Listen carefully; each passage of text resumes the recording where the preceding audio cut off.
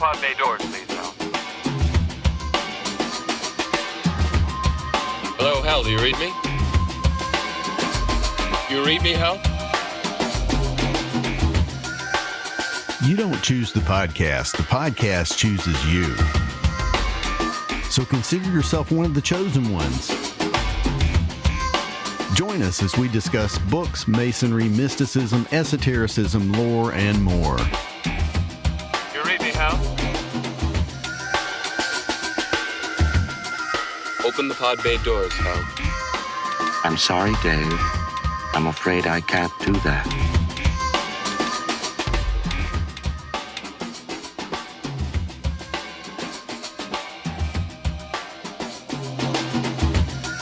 What's the problem? I think you know what the problem is just as well as I do. What are you talking about, Hal? This mission is too important for me to allow you to jeopardize it. Hello, Dave. Hello, Gene. Are you ready to uncork this bottle Sure. and let the genie out? Oh, right. Yes. But before we get started, I want to remind everyone that show notes, chapter markers, and transcripts of all of our episodes are available on our website, wayofthehermit.com. In the last episode, we began our discussion of Gnosticism and showed some of its relationship to the Scottish Rite. In this episode, we're going to dive down the rabbit hole and talk about how these heretical teachings were driven underground, and about how the wisdom that they contained lay buried for centuries. And that was what I was referring to earlier.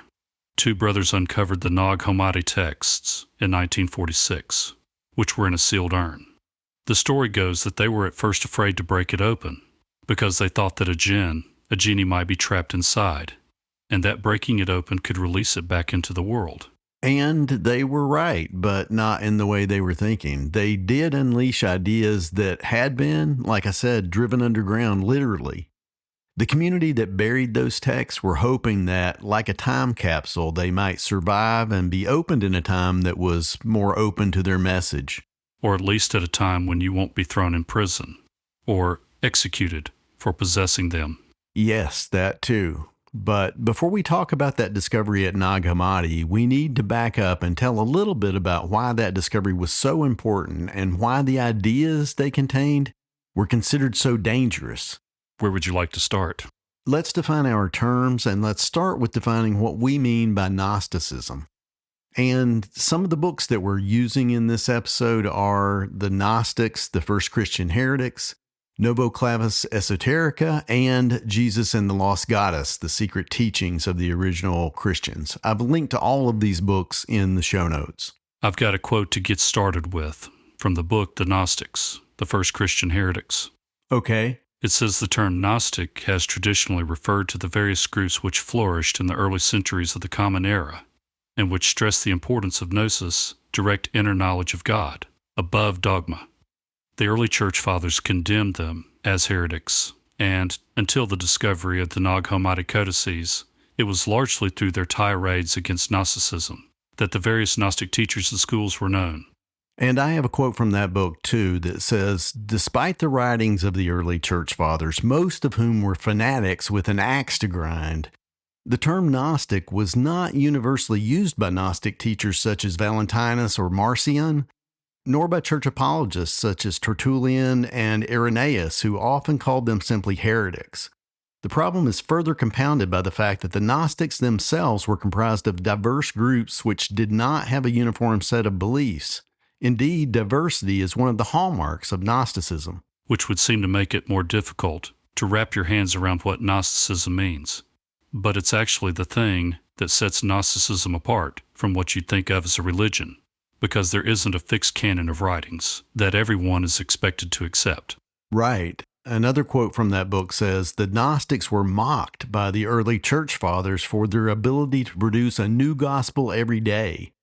But this would appear to be a misunderstanding of the Gnostic position, which generally held that the writing of such texts was the proof that the true God was speaking through the believer, and that what the true God had to say could never be confined to just 4 Gospels, canonical or otherwise. So in Gnosticism, there can be as many stories as there are Gnostics, or more. Right, because you are the book. You're supposed to be a living testament to your experience. Which we talked about last time. Gnosis is an experience, not a belief. And because there isn't a fixed canon of texts, it's understood that each person has to build their own temple, so to speak. Gnosticism isn't what you'd normally think of as a religion. No, it's not, which is the same thing that Albert Pike said about the Scottish Rite in Morals and Dogma, that Freemasonry is not a religion, but that it preserves the core of all religions. A quote from Morals and Dogma in the 14th degree of perfect Elu says it is the universal, eternal, immutable religion, such as God planted in the heart of universal humanity. No creed has ever been long-lived that was not built on this foundation. So, what is this core truth that Masonry has supposedly preserved in its rituals? The core truth of all religions is the mystical tradition that every religion has for those with ears to hear. It's the esoteric message hinted at in all religious texts, the path to Gnosis, to self-knowledge, to our divine nature. Here's a quote from Morals and Dogma in the 17th degree Night of the East and West. The writings of the apostles, in addressing themselves to mankind in general, enunciated only the articles of the vulgar faith, but transmitted the mysteries of knowledge to superior minds, to the elect. Mysteries handed down from generation to generation in esoteric traditions, and to this science of the mysteries they gave the name of Gnosis. And I have a quote from page 233 of Novo Clavis Esoterica that says, laying aside the restricted point of view of Gnosticism, we must stress above all the fact that the goal of Masonic initiation, as of all other initiations, is the attainment of integral knowledge, which is Gnosis in the true sense of the word. It is precisely this Gnosis that, properly speaking, constitutes the Masonic secret, which is why this secret is essentially incommunicable.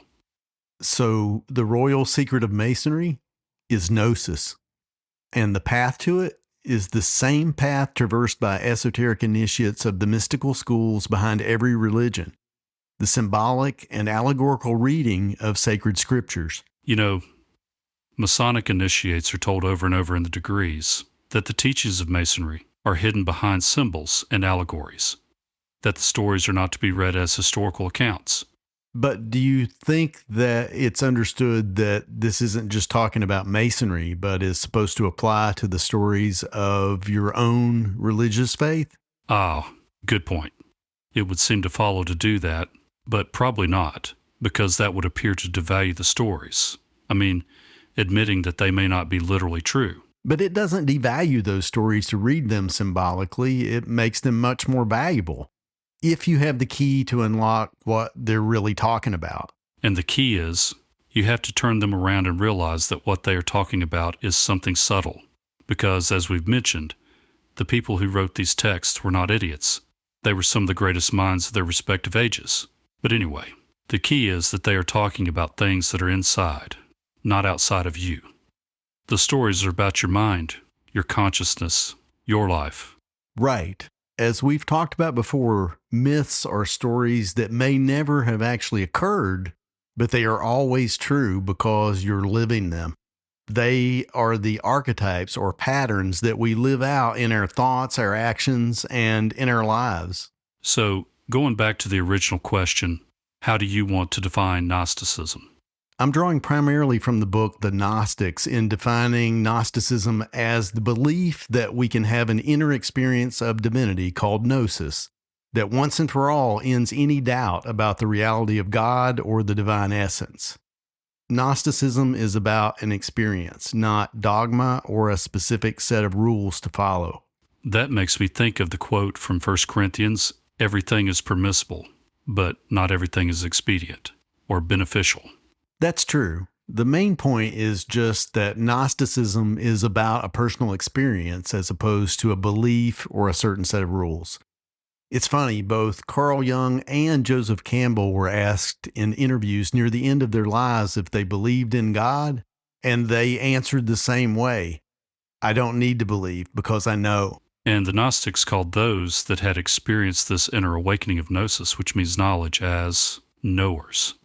So that's the defining characteristic, at least in their discussions of Gnosticism, the belief in an inner awakening called Gnosis. But ultimately, it is about the actual experience of awakening, not just believing in it or stories about other people who did it. And it isn't restricted to one religion. It is the mystical tradition that is both concealed and revealed in every religion's sacred scriptures. Because what they point to is the spiritual experience, a real communion, a mingling of essences with the divine. AKA the sacred marriage. Yes. So, according to this definition, Kabbalah is Gnostic Judaism. The Sufis and the Druze are branches of Gnostic Islam. And the Nag Hammadi texts are from different sects of Gnostic Christianity. Exactly. And what links them together is the idea of a personal inner awakening, which can be attained by degrees, and that the process is communicated to initiates through the symbolic reading of sacred scriptures. And that's, again, the key to it all, really, allegorical versus literal readings. In referring to sacred scriptures of the world, Pike starts the Master Mason lecture in Morals and Dogma by saying that to understand literally the symbols and allegories is willfully to close our eyes against the light. To translate the symbols into the trivial and commonplace is the blundering of mediocrity. And in the 13th degree of Royal Arch of Solomon, he says, so it has always been that allegories, intended as vehicles of truth to be understood by the sages, have become or bred errors by being literally accepted. In the book Jesus and the Lost Goddess, the secret teachings of the original Christians, they put forward an argument that the point in time when the official church doctrine shifted to a literalist interpretation was the break between what they call the true and false religions. Yeah, I've heard that phrasing before. That's in the chapter called The Church of the Antichrist, which, as you can tell from the title, has a pretty brutal assessment of the literalist viewpoint. I've got a quote from that chapter too that says, once the Jesus myth had been set in a historical context, it was only a matter of time before a group of Christians began to interpret it as a record of actual events. By the middle of the 2nd century, a literalist school of Christianity had begun to emerge in Rome, with autocrats such as Irenaeus as its spokesman. The Gnostics' understanding of the Jesus story as an initiation allegory leading to salvation through Gnosis was replaced by the literalist idea of salvation through belief in a historical Messiah. But of course, the myth of a dying and rising God was nothing new. Almost every culture has one. Because it represents an internal truth. Right. But from a literalist standpoint, it's a problem, because there are all of these other almost identical stories which happened before yours. Yes, the Dionysus stories and the stories of Mithras are almost point for point with the stories about Jesus. That's a problem. But, as John Adams said, every problem is an opportunity in disguise. Another quote from The Lost Goddess says that while acknowledging that the other mystery cults had myths that may or may not have referred to actual events in the archaic past, literalist Christians claimed that their myth of the dying and resurrecting God-man had recently been realized in real life. This is literalist Christianity's one claim to uniqueness, which is made by Augustine, the great spokesman of Christian literalism. Augustine knew there was nothing exceptional about Roman Christianity, but this one incredible idea. Christ came in the flesh. And just for reference, Augustine of Hippo lived from 354 to 430 AD. An earlier literalist was Tertullian, who lived from 155 to 230 AD, who wrote on the resurrection of the flesh.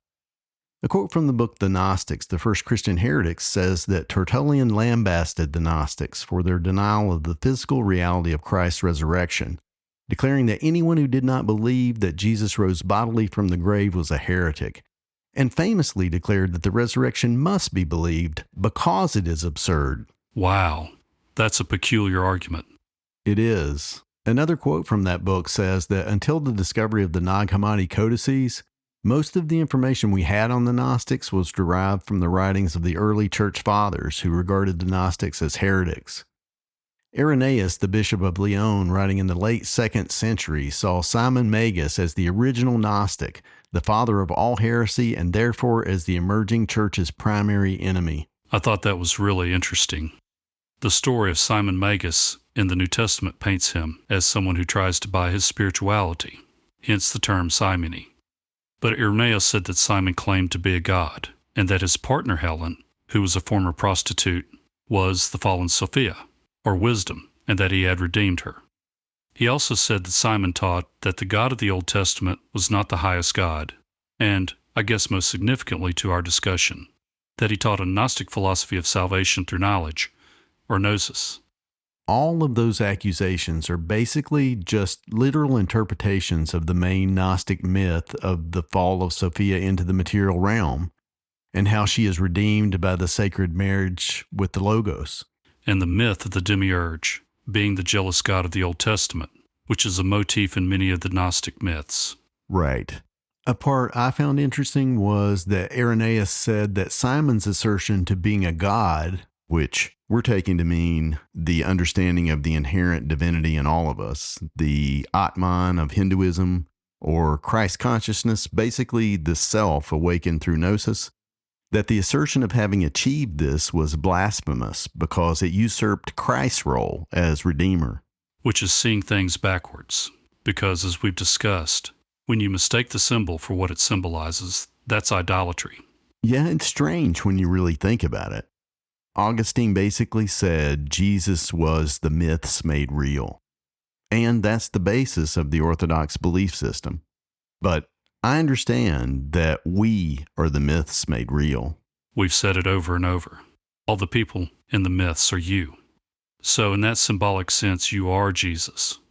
You have to carry your cross through life, suffer, and die. That's our shared humanity. That's what links us all together, that recognition of our shared plight. I mean, that's one reading.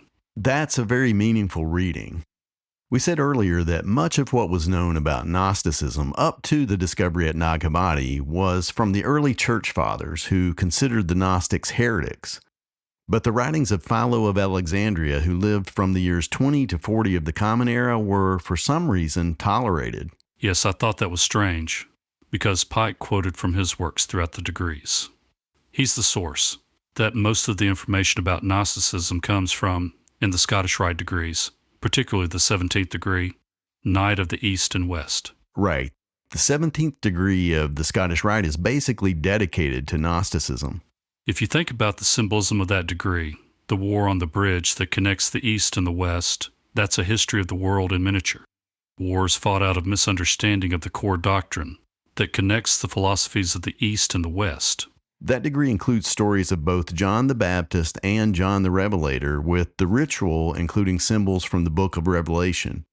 So it basically ties the whole New Testament together, with the two saints John representing East and West.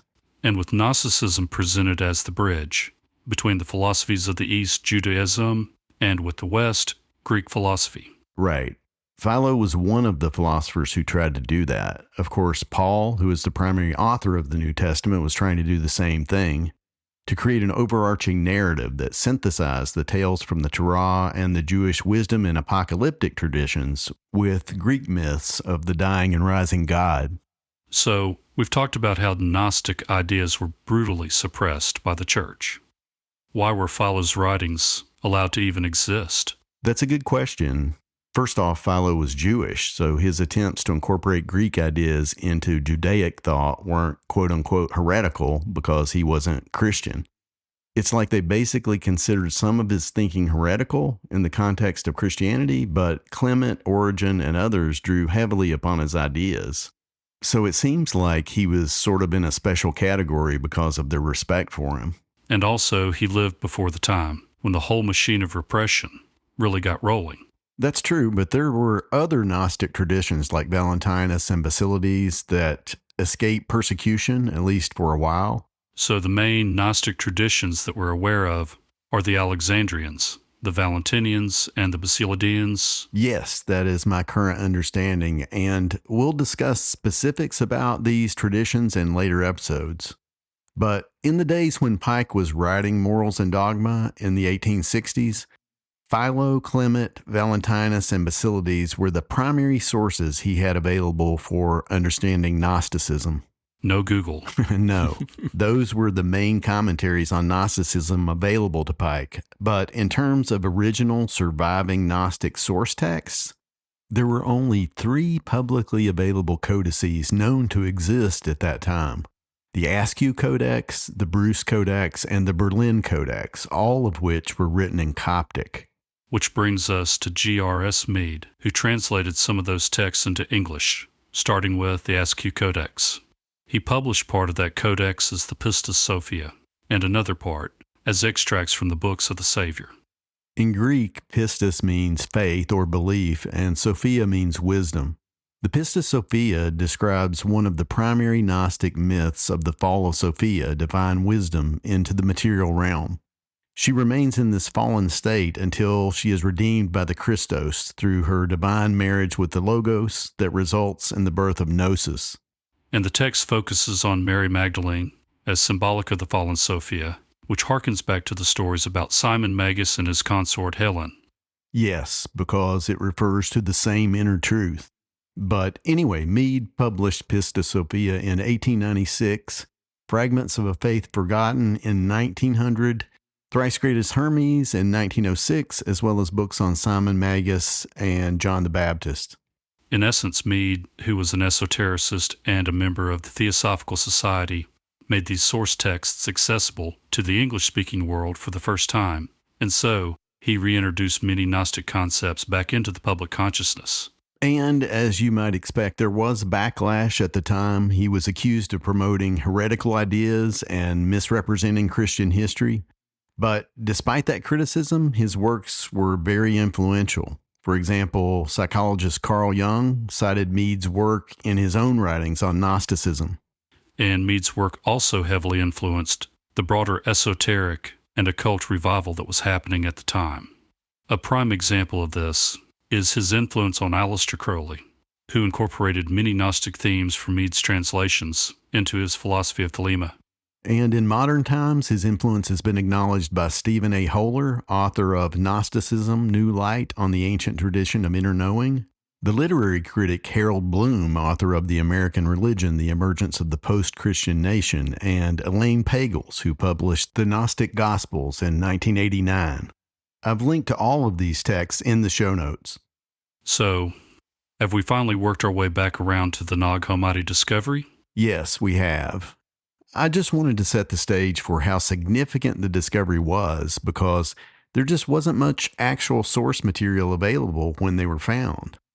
Gene, would you describe the discovery of these texts in a bit more detail? Sure.